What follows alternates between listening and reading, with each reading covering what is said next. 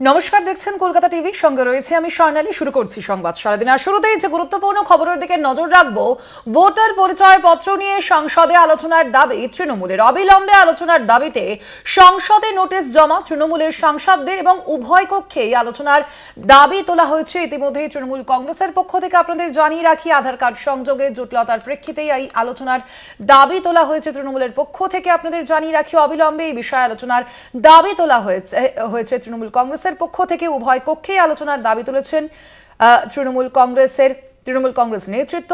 আধার card সংযোগে জটিলতার প্রেক্ষিতেই এই আলোচনার দাবি করা হয়েছে। ভোটার পরিচয় পত্র নিয়ে সংসদে আলোচনার দাবি তুলেছে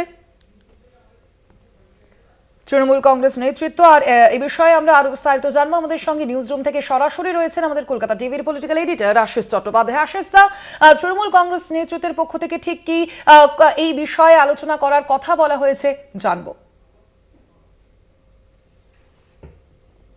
এই তথ্যটি সামনে আনেন জাতির সামনে, দেশের সামনে, যে এপিক নাম্বার যেটা বলা হয়, এপিক নাম্বার মানে ভোটার কার্ডে একটি নাম্বার দেয়া হয়, যে নাম্বারে প্রথম কয়েকটি ইংরেজি অক্ষর থাকে, 3টি 4টি ইংরেজি অক্ষর থাকে, তারপরে কয়েকটি সংখ্যা থাকে।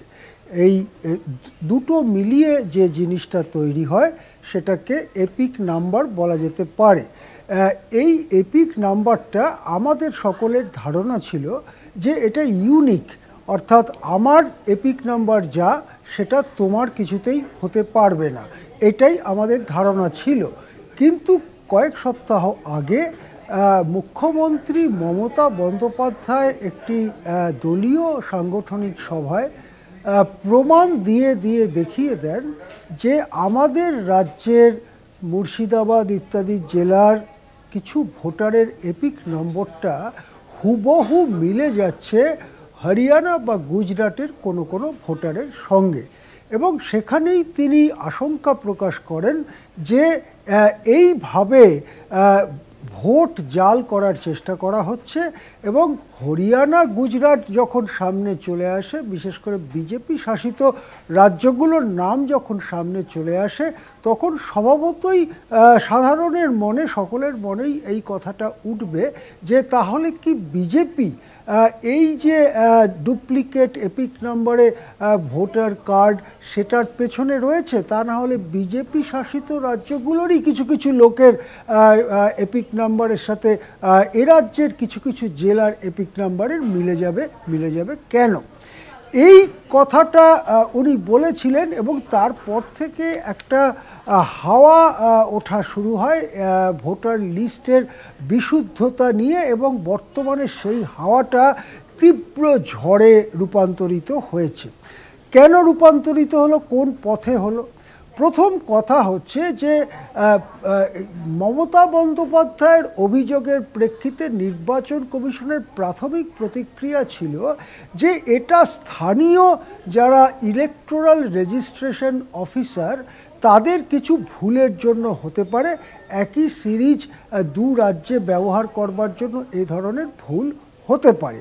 তখন প্রশ্ন উঠল যে সেটা কিভাবে সম্ভব, কেননা নির্বাচন কমিশনের কাছে এই পূর্ণ ডেটাবেস রয়েছে যে এ পর্যন্ত কত ভোটার কার্ড বা এপিক দেয়া হয়েছে, তাদের নম্বর কি, কোন কোন এপিক কার্ড দেওয়ার পরে সেটা অব্যবহার্য হয়ে গেছে, ধরা যাক ভোটার মারা গেছেন কিন্তু এপিক কার্ডটা এখনও রয়ে গেছে তার নামে।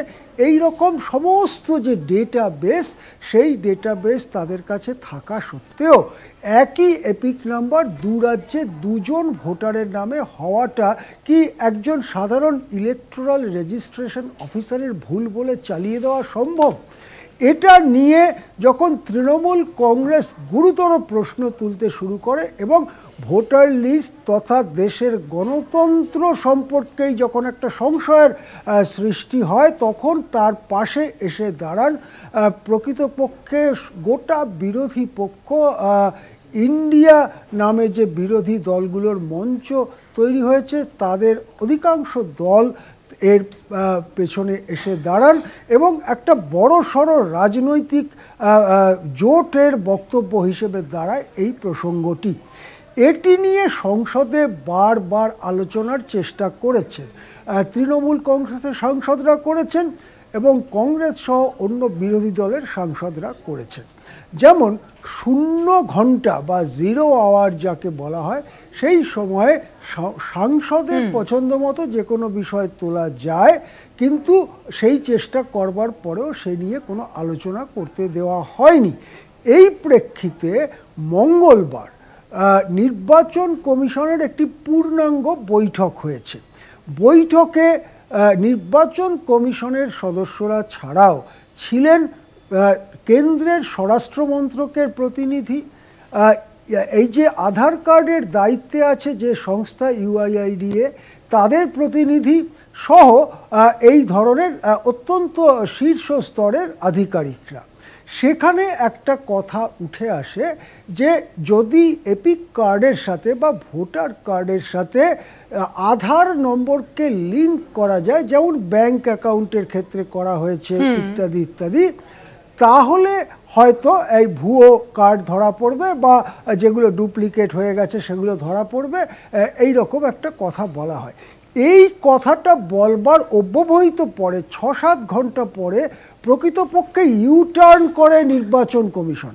ইউটার্ন করাটাই নিয়তি ছিল।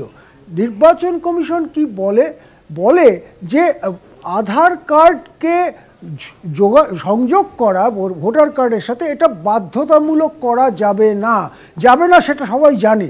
কেন যাবে না? তার কারণ সুপ্রিম কোর্টের রায় আছে যেখানে আর্থিক দেনা পাওনার ব্যাপার নেই। ধরা যাক কোনো ক্যাশ বেনিফিট ট্রান্সফার করছে সরকার, যেমন ধরা যাক লক্ষ্মীর ভাণ্ডারের টাকা ট্রান্সফার করছে, এই রকম আর্থিক সুবিধার ব্যাপার নেই। সেই সব জায়গায় বাধ্যতামূলকভাবে আধার সংযোগ করা যাবে না, কোনো ক্ষেত্রেই যাবে না। এটা সুপ্রিম কোর্টের রায়। একটা সময় 22-23 সাল নাগাদ ভোটার কার্ডের সাথে আধার কার্ডের সিডিং বা সংযুক্তি শুরু হয়েছিল। 66-67 লক্ষ ভোটার কার্ডের সঙ্গে সেই সংযুক্তিকরণ হবার পরে 2023 সালে সুপ্রিম কোর্ট এই ব্যাপারটি আলোচনা করে এবং রায় দেয় যেহেতু এখানে আর্থিক বেনিফিটের কোনো ব্যাপার নেই, কোনো ক্যাশ ট্রান্সফার হচ্ছে না, তাই এটাকে বাধ্যতামূলক করা যাবে না। অগত্যা নির্বাচন কমিশনের মত হচ্ছে যারা স্বেচ্ছায় সংযোগ করাবেন তারা সংযোগ করাতেই পারেন, কিন্তু নির্বাচন কমিশন এটাকে বাধ্যতামূলক করতে পারবে না। এইবারে এসে কোথায় দাঁড়ালো? এবারে ভেবে দেখুন, যে স্বেচ্ছায় সংযোগ করাতে যাবে সে তো ভুয়ো ভোটার নয়, আর যে ভুয়ো ভোটার সে তো আধার কার্ড স্বেচ্ছায় সংযোগ করাতে যাবে না। তাহলে স্বেচ্ছায় সংযোগের যে তত্ত্বটা নির্বাচন কমিশন সামনে নিয়ে এলো, তার মানে হচ্ছে জল যেখানে ছিল সেখানেই রহিল, কোনোই পরিবর্তন হলো না নির্বাচন কমিশনের এত ঢাকঢোল পেটাবার পরেও। এই প্রেক্ষিতে তৃণমূল কংগ্রেস সংসদের উভয় কক্ষে নোটিশ দিয়েছে এই বিষয়টি আলোচনা করার। মনে করা হচ্ছে যে একটি প্যান্ডোরার বাক্স হয়তো উন্মোচিত হতে চলেছে।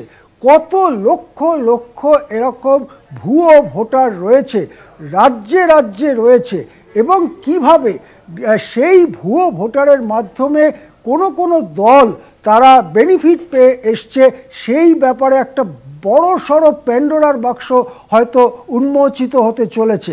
ইতিমধ্যেই রাহুল গান্ধী বারবার বলেছেন মহারাষ্ট্র হরিয়ানার মতো ভোটে ভুয়ো ভোটার ঢুকিয়ে লোকসভা নির্বাচনের পরে হঠাৎ করে লক্ষ লক্ষ ভোটার সংখ্যা বেড়ে যায়, মহারাষ্ট্রে বাড়ে, হরিয়ানায় বাড়ে, এবং সেইভাবে তারা এই রাজ্যগুলো বিজেপি এবং তাদের জোট জিতেছে। এবারে মমতা বন্দ্যোপাধ্যায় যেটা বলেছেন সেটা তো সারা দেশে একটা স্টর্ম তৈরি করেছে। এই প্রেক্ষিতে আলোচনা করবার সুযোগ পান কিনা, পেলে সে ব্যাপারে সরকার কি বলে, স্বরাষ্ট্রমন্ত্রক কি বলে, নাকি এটা নির্বাচন কমিশনের ব্যাপার বলে সরকার এড়িয়ে যায়, এই গোটা ব্যাপারটার দিকে লক্ষ্য রাখছে ভারতের 140 কোটি মানুষ। তার কারণ গণতন্ত্রের ওপরে আস্থাটা যদি চিড় খেয়ে যায়, যদি ভোটার লিস্ট এবং ইভিএমের ওপরে আস্থাটা চিড় খেয়ে যায়, তাহলে কিন্তু এই গণতন্ত্রে আস্থা, বিচার ব্যবস্থায় আস্থা, রাষ্ট্রের প্রতি আস্থা, সরকারকে মেনে নেওয়ার ব্যাপার, এই সব কিছুতে চিড় খেয়ে যাবে, যেটা ভারতীয় গণতন্ত্রের পক্ষে অত্যন্ত ক্ষতিকর হতে পারে। স্বর্ণালী, একদমই আশিস, অর্থাৎ সেই বিষয়গুলি ভেবেই কিন্তু আজকে এই আলোচনার দাবি করা হয়েছে তৃণমূল কংগ্রেসের সাংসদদের পক্ষ থেকে। আপাতত আপনি সঙ্গে থাকুন আশিস দা, অবশ্যই আমাদের এই আলোচনা তো চলতেই থাকবে। তবে এখন সময় একটা ছোট্ট বিরতির, ফিরছি বিরতির পর অন্যান্য খবর নিয়ে, সঙ্গে থাকুন।